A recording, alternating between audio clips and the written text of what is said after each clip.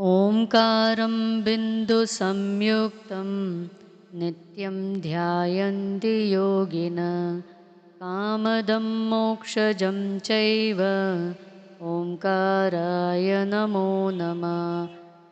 नमन्ति ऋषयो देव नमन्त्यप्सरसाङ्गण नमामनन्ति देवेशं नकाराय नमो नमः।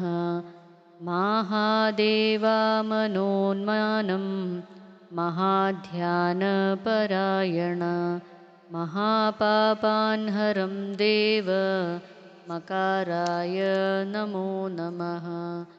शिवं शान्तं जगन्नाथं लोकानुग्रहकारकं शिवमेकपदं नित्यं शिकाराय नमो नमः। वाहनं वृषभो यस्य वासुकीकण्ठभूषणं वामे शक्तिधरं देवं वकाराय नमो नमः। यत्र यत्र स्थितो देव सर्वव्यापी महेश्वरं यो गुरु सर्वदेवानां यकाराय नमो नमः।